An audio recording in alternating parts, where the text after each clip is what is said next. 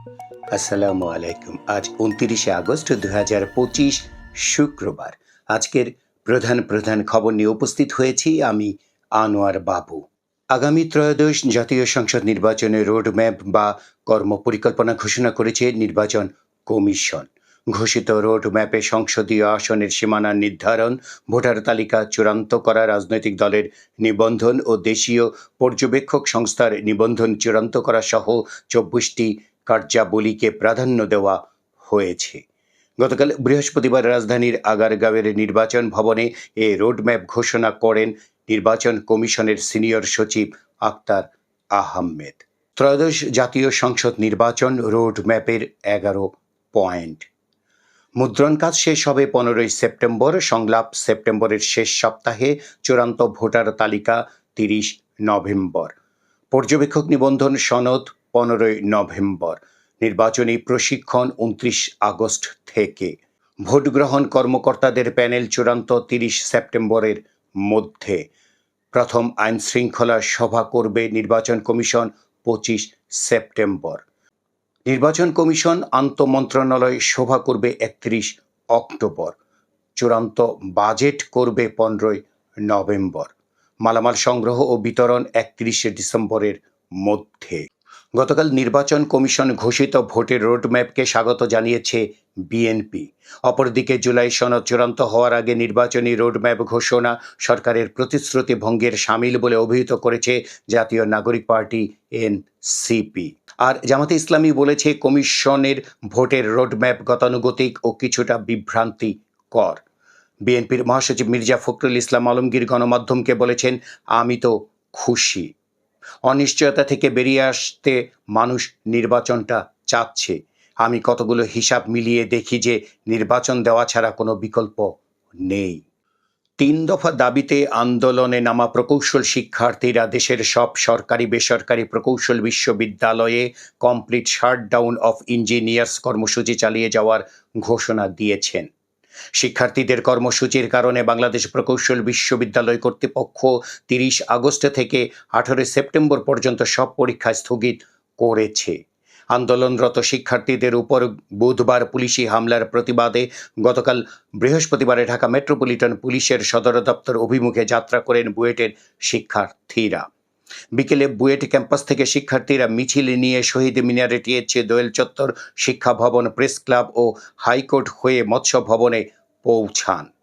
তাদের লক্ষ্য ছিল ডিএমপি সদর দপ্তরে যাওয়া, তবে মৎস্য ভবন মোড়ে পুলিশের বাধার মুখে পড়ে তারা সড়কে অবস্থান নেন। এ সময় তারা ডিএমপির রমনা বিভাগের উপকমিশনার মাসুদ আলমের কুশপুত্তলিকা দাহ করেন। শিক্ষার্থীদের সড়ক অবরোধের কারণে ওই এলাকায় যান চলাচল বন্ধ হয়ে যায়। প্রায় ১ ঘন্টা পর সন্ধ্যা ৭টার দিকে শিক্ষার্থীরা সড়ক ছেড়ে ইঞ্জিনিয়ার্স ইনস্টিটিউশনের সামনে অবস্থান নেন। এদিকে প্রকৌশল শিক্ষার্থীদের শান্তিপূর্ণ আন্দোলনে পুলিশি হামলার প্রতিবাদে কেন্দ্রীয় কর্মসূচির অংশ হিসেবে গতকাল মশাল মিছিল করেছেন রাজশাহী প্রকৌশল ও প্রযুক্তি বিশ্ববিদ্যালয় রুয়েটের শিক্ষার্থীরা। বুয়েটের এই আন্দোলনের সঙ্গে একাত্মতা প্রকাশ করেছে রাজশাহী বিশ্ববিদ্যালয়ের প্রকৌশল ও কৃষি অনুষদের শিক্ষার্থীরা। তারা মহাসড়ক অবরোধ করে বিক্ষোভ করেছেন। একইভাবে খুলনায় প্রকৌশল অধিকার আন্দোলনের প্রতি সংহতি জানিয়ে মানববন্ধন ও বিক্ষোভ করেছেন খুলনা বিশ্ববিদ্যালয়ের শিক্ষার্থীরা।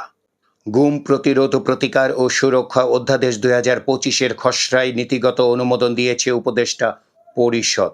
প্রস্তাবিত আইনে গুমকে চলমান অপরাধ হিসেবে সংজ্ঞায়িত করে মৃত্যুদণ্ড সহ কঠোর শাস্তির বিধান রাখা হয়েছে। এছাড়া গোপন আটক কেন্দ্রের ব্যবহারকে শাস্তিযোগ্য অপরাধ হিসেবে ঘোষণা করা হয়েছে। গতকাল বৃহস্পতিবার প্রধান উপদেষ্টা ডক্টর মোহাম্মদ ইউনূসের সভাপতিত্বে উপদেষ্টা পরিষদের বৈঠকে আইনের খসড়াটি নীতিগত অনুমোদন দেওয়া হয়েছে।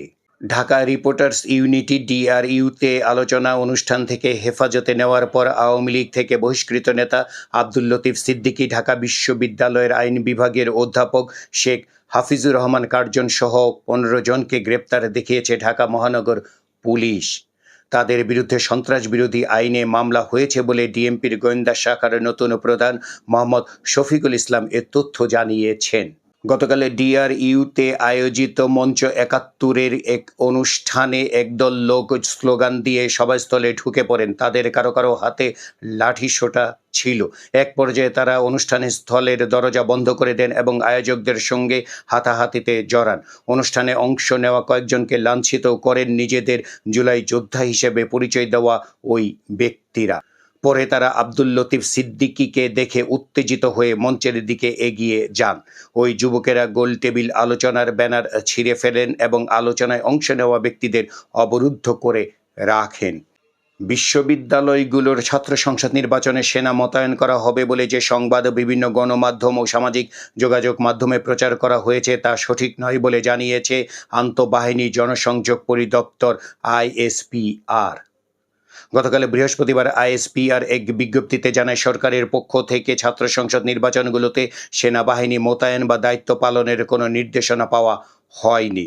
ভবিষ্যতেও এ ধরনের দায়িত্ব পালনের সুযোগ নেই।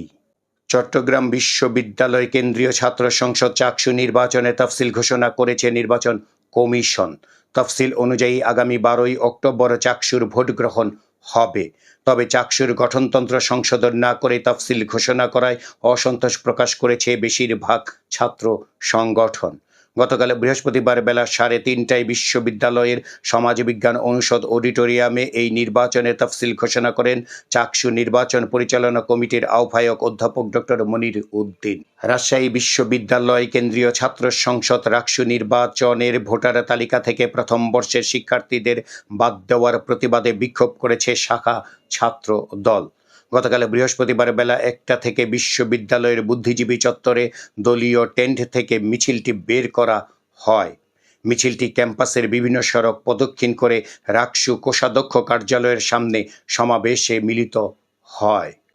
ছাত্র দলের এই আন্দোলনের সঙ্গে একত্রতা প্রকাশ করেছে ছাত্র অধিকার পরিষদ। আধুনিক, নিরাপদ ও শিক্ষার্থী বান্ধব ক্যাম্পাস গড়তে 10 দফা অঙ্গীকার করেছে ঢাকা বিশ্ববিদ্যালয় কেন্দ্রীয় ছাত্র সংসদ ডাকসু নির্বাচনে ছাত্র দলের সমর্থিত প্যানেল।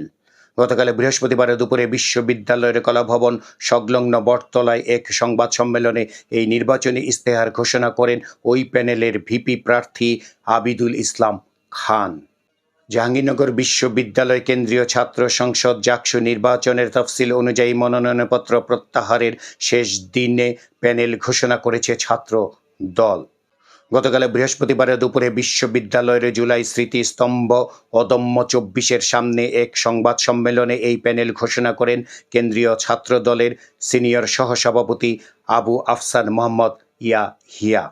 এ সময় জুলাই গণ অভ্যুত্থানে সাভারে নিহত আলিফ আহমেদ সিয়ামের বাবা বুলবুল কবির উপস্থিত ছিলেন। এদিকে এই প্যানেল নিয়ে ইতোমধ্যে বিতর্ক সৃষ্টি হয়েছে। এই প্যানেলে ছাত্রলীগের কর্মী ও সাবেক ছাত্রলীগের নেতা শামীম মোল্লা হত্যা মামলার এজাহারভুক্ত আসামিও রয়েছেন। এছাড়া প্যানেলে স্থান না পেয়ে ইতোমধ্যে বিদ্রোহী প্রার্থী হওয়ার ঘোষণা দিয়েছেন কেউ কেউ। জাকসু ছাত্র দলের প্যানেলে ভিপি পদে মনোনয়ন পেয়েছেন শাখা ছাত্র দলের আহ্বায়ক কমিটির সদস্য মীর মোশাররফ হল, ছাত্র দলের সভাপতি শেখ সাদি হাসান। জিএস পদে মনোনয়ন পেয়েছেন 13 নম্বর ছাত্রী হল ছাত্র দলের সভাপতি তানজিলা হুসাইন বৈশাখী। দিনাজপুরের বিরল উপজেলার কাঞ্চনমুর এলাকায় বিনোদন পার্ক ও পিকনিক স্পট জীবন মহলে হামলা, ভাঙচুর ও অগ্নিসংযোগের অভিযোগ উঠেছে। ইসলাম বিরোধী কার্যকলাপের অভিযোগ তুলে গতকাল বৃহস্পতিবার বেলা 3টার দিকে তৌহিদি জনতার ব্যানারে এই হামলা চালানো হয় বলে পার্ক কর্তৃপক্ষ অভিযোগ করেছে। এ সময় পার্ক কর্তৃপক্ষ ও বিক্ষোভকারীদের মধ্যে পাল্টাপাল্টি ধাওয়ার ঘটনা ঘটে। এতে অন্তত 20 জন আহত হন। কর্ণফুলী টানেল নির্মাণ প্রকল্পে অনিয়ম ও দুর্নীতির অভিযোগে সাবেক সড়ক পরিবহন ও সেতুমন্ত্রী এবং আওয়ামী লীগের সাধারণ সম্পাদক ওবায়দুল কাদের সহ 4 জনের বিরুদ্ধে গতকাল মামলা করেছে দুর্নীতি দমন কমিশন। আন্তর্জাতিক খবরে দেখা যাচ্ছে, যুক্তরাষ্ট্রের অভিবাসন নীতিতে বড় পরিবর্তনের ইঙ্গিত দিয়েছে হোয়াইট হাউস। মূলত গ্রিন কার্ড ও H-1B ভিসা ব্যবস্থাকে ঘিরেই এই পরিবর্তন আসতে পারে। ব্যাংকিং সেক্টরের খবরে দেখা যাচ্ছে, ন্যাশনাল ব্যাংকের মালিকানাধীন NBL মানি ট্রান্সফার মালদ্বীপ প্রাইভেট লিমিটেডের 7ম AGM গত বুধবার মালদ্বীপের মালেতে অনুষ্ঠিত হয়েছে। সভায় সভাপতিত্ব করেন কোম্পানির চেয়ারম্যান মুখলেসুর রহমান।